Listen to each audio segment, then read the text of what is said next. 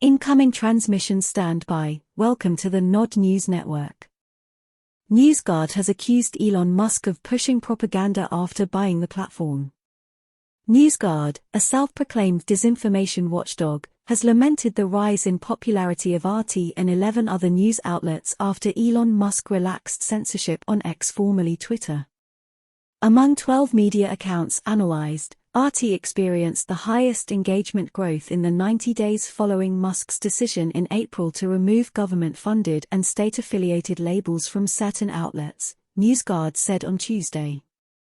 The number of likes and reposts for RT's account increased to 2.5 million in the period studied, up from 1.3 million. The analysis focused on Chinese, Iranian, and Russian media outlets, which NewsGuard branded state-run disinformation sources and purveyors of propaganda. NewsGuard cited political memes posted by Iranian news accounts as purported examples of disinformation. Another instance was supposedly a link shared by Iran's Press TV to an article on remarks made by U.S. presidential hopeful Robert F. Kennedy Jr., who argued that Americans created the Islamic State terrorist group.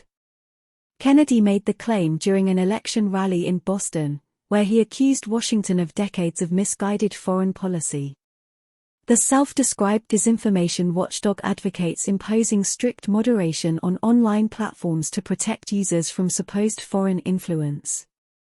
NewsGuard's rating of news outlets generally labels mainstream Western media as trustworthy, while outlets linked with governments opposed by the U.S. are branded deceitful. Among NewsGuard's advisors is Michael Hayden, a former head of the CIA and the NSA. He was notably one of the more than 50 former intelligence officials who claimed in 2020 that the factual New York Post story about Hunter Biden's laptop had all the classic earmarks of a Russian information operation. Others include former NATO Secretary General Anders Fogh Rasmussen, former U.S. Secretary of Homeland Security Tom Ridge, and former U.S. Undersecretary of State Richard Stengel. The latter stated publicly that his job in the Obama administration was jokingly described as chief propagandist by others. The Pentagon and Microsoft have contracted NewsGuard services. The report heavily implied that the lack of X labels for the likes of RT was to blame for the rise in engagements, as it is now impossible for users to know whether an account is government-affiliated simply by looking at posts. NewsGuard claimed that the 12 accounts in question are attempting to conceal their associations, such as when RT rebranded from its previous name Russia Today.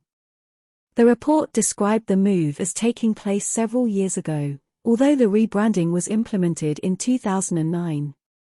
Musk, who formally stepped down as CEO of X, then Twitter, in June, ordered the government-funded and state-affiliated labels to be removed amid a row with America's NPR, which exited the platform after being branded.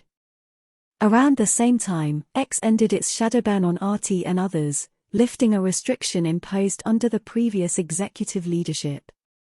The subsequent publication of the Twitter files has detailed extensive U.S. government oversight and pressure on the social media company to amplify Pentagon talking points over dissenting voices. NewsGuard conceded that Musk's move to end restrictions on X, which it described as pushing undesirable accounts, may have benefited them. In August, NATO's Strategic Communications Center of Excellence blamed Musk for a dramatic rise in the visibility of Russian government and media accounts. This has been the Nod News Network, transmission complete.